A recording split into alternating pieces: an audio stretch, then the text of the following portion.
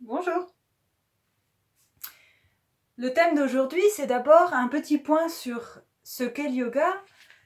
C'est un chemin d'éveil de la conscience qui requiert des étapes successives. Donc, on part d'où on est. C'est très important en fait de partir d'où on est et de faire des efforts petit à petit dans le sens de l'évolution de la conscience.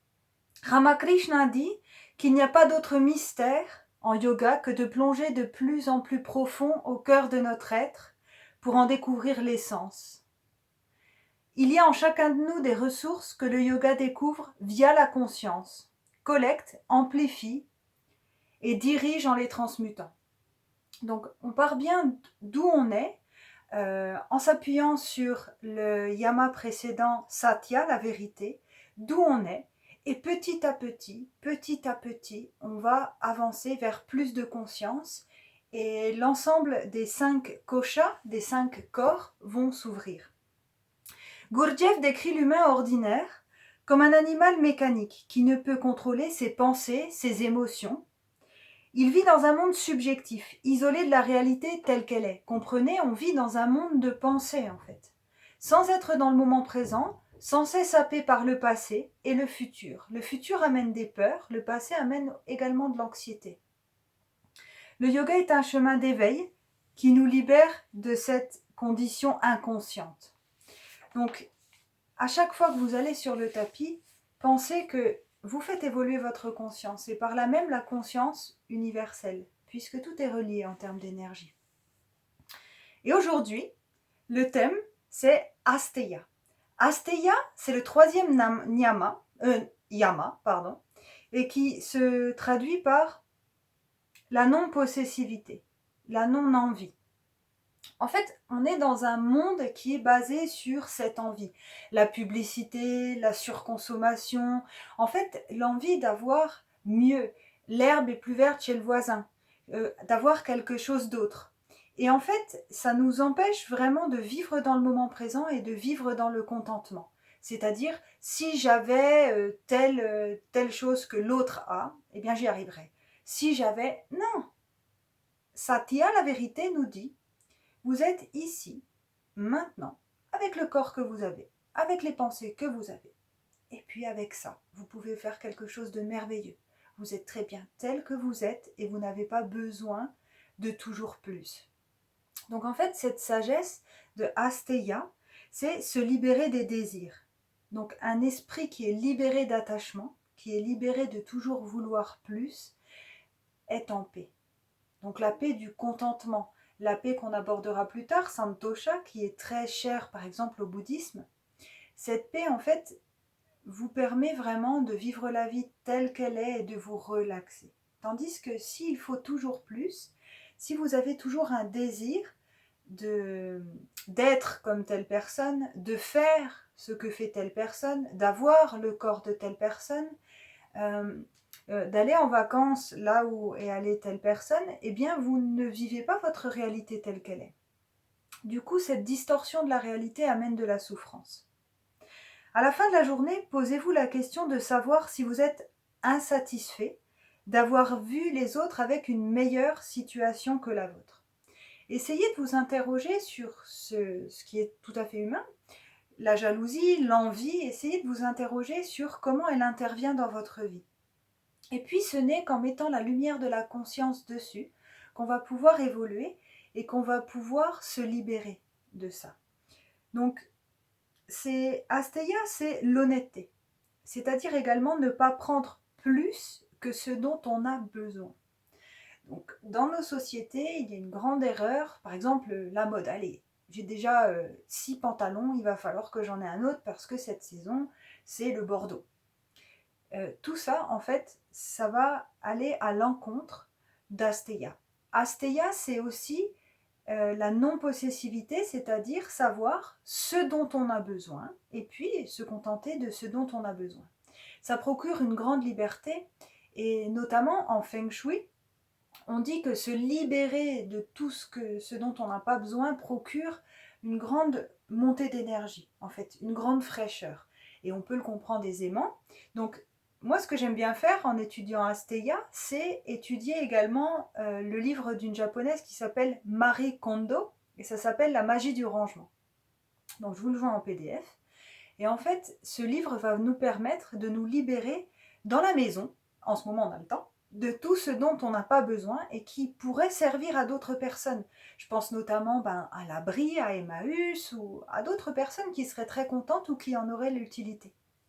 Donc, si vous le souhaitez, on peut faire cette semaine qui va être courte, un rangement. Un rangement en prenant la méthode Marie Kondo ou en prenant pièce par pièce chez nous et en se libérant de ce dont on n'a pas besoin pour aller vers la non-possessivité. Cette purification de la structure de la personnalité nous permet de nous détacher de l'ego parce que transcender l'ego, c'est un des buts du yoga. Puisque quand on n'est plus obsédé par moi, mes trucs, mon ego, mes traumas, ma personnalité, eh bien on est tranquille, on peut être juste un être sensible qui vit, qui découvre et qui est neuf à chaque instant. Donc, Asteya, il y a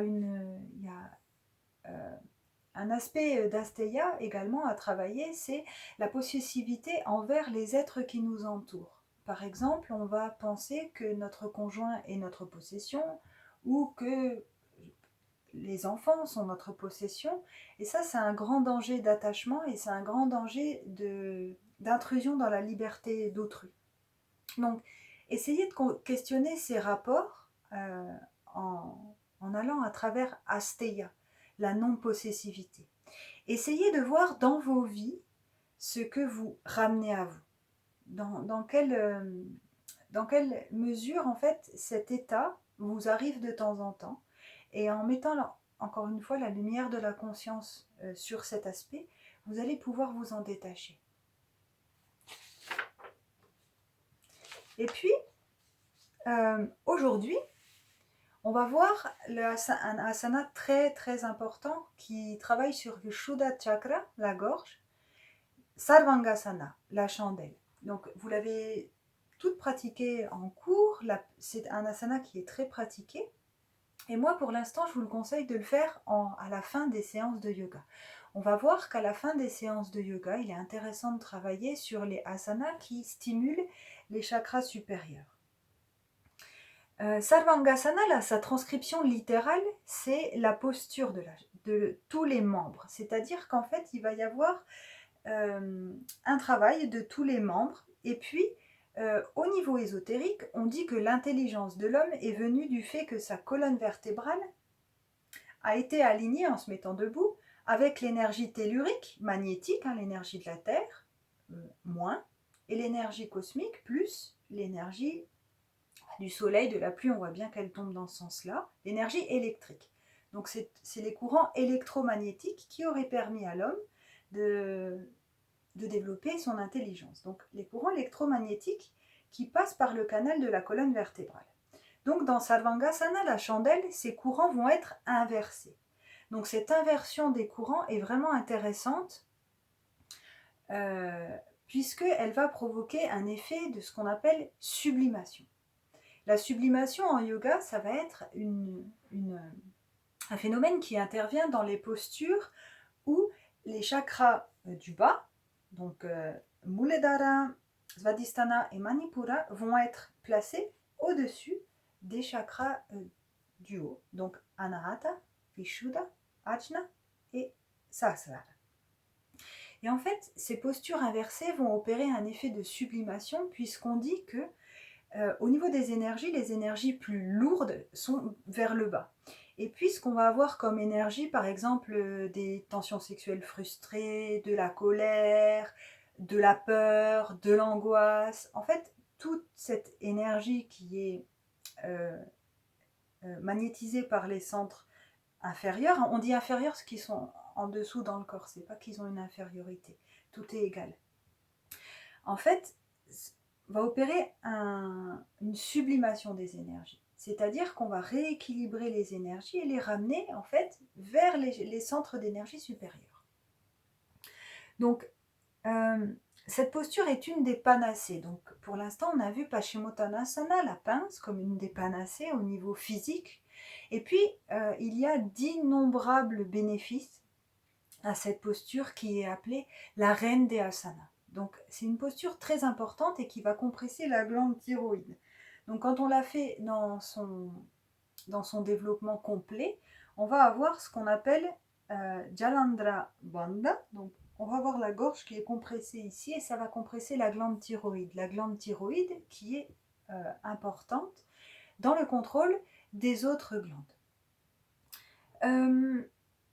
Donc, elle va augmenter le feu gastrique, Jatarani, et ça corrige les déplacements des organes abdominaux, puisque ça va forcer le corps mis dans un autre sens à répartir les organes de bonne façon. C'est tout simple, quand vous avez une boîte transparente ou quelque chose et vous voulez équilibrer l'intérieur, et bien vous secouez à l'envers, vous la mettez à l'envers, vous voyez, et puis ça va replacer ce qu'il y a à l'intérieur du corps. Donc c'est une posture qui est très importante, c'est une des postures que je vous engage à faire le plus souvent possible pour développer cet état de sublimation, en fait, de remonter les énergies, développer au niveau de la glande thyroïde beaucoup plus d'activité, réguler son activité.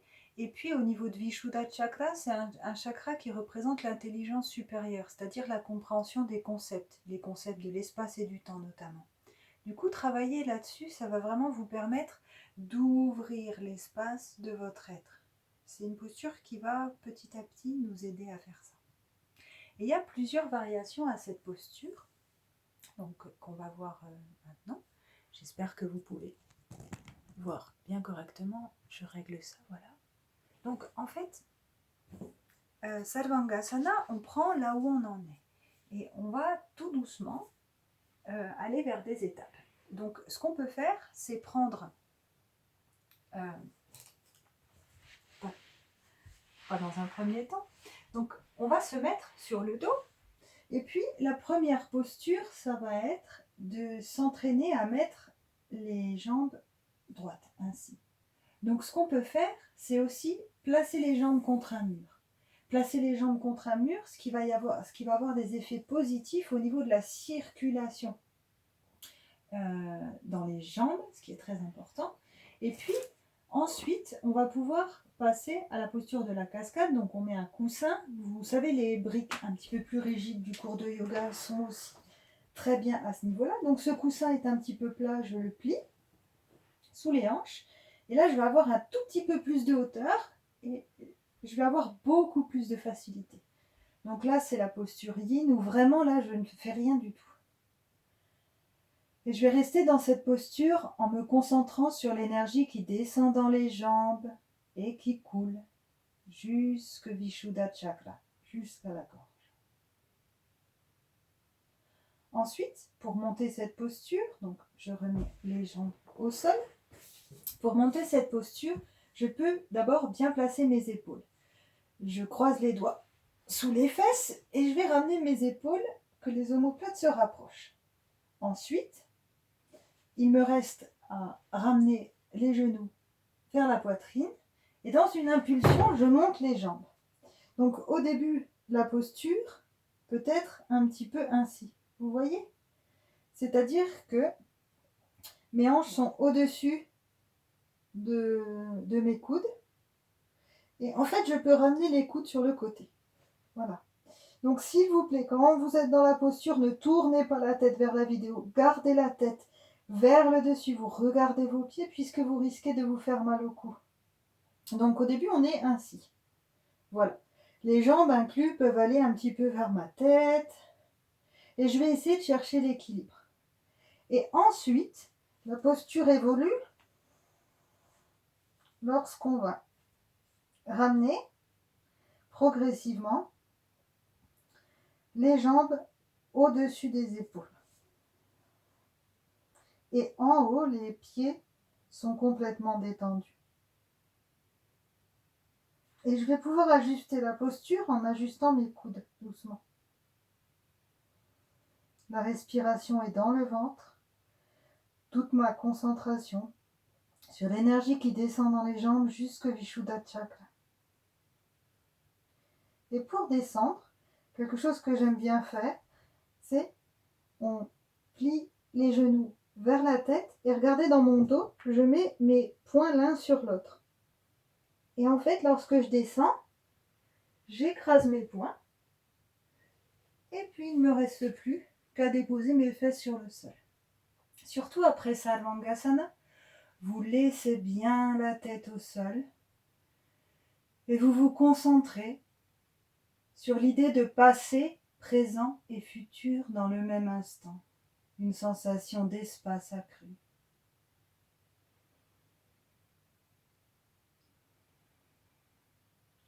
Vous pouvez sentir l'espace autour de vous, l'éveil de Vishuddha Chakra.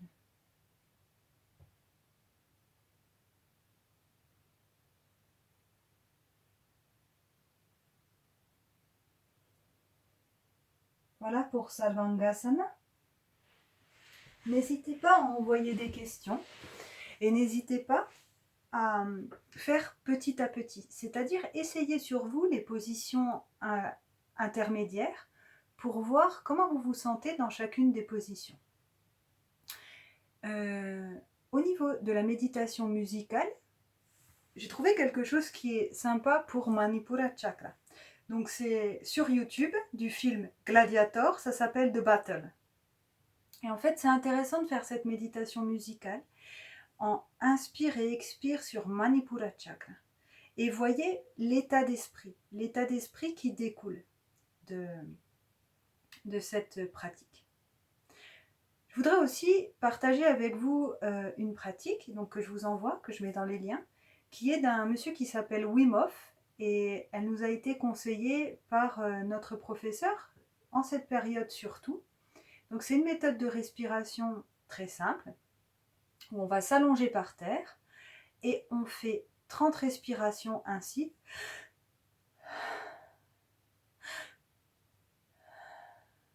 L'inspire complet, yogi, l'expire tranquille, qui se fait tout seul. On fait 30 respirations ainsi, puis une rétention qu'on appelle Kumbhaka en yoga, à poumon vide.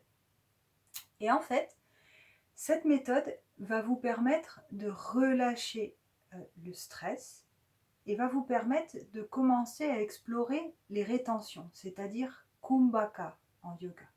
Voir ce que ça vous fait au niveau de la rétention d'air. Donc, je vous mets également cette petite vidéo dans les liens. Très belle journée.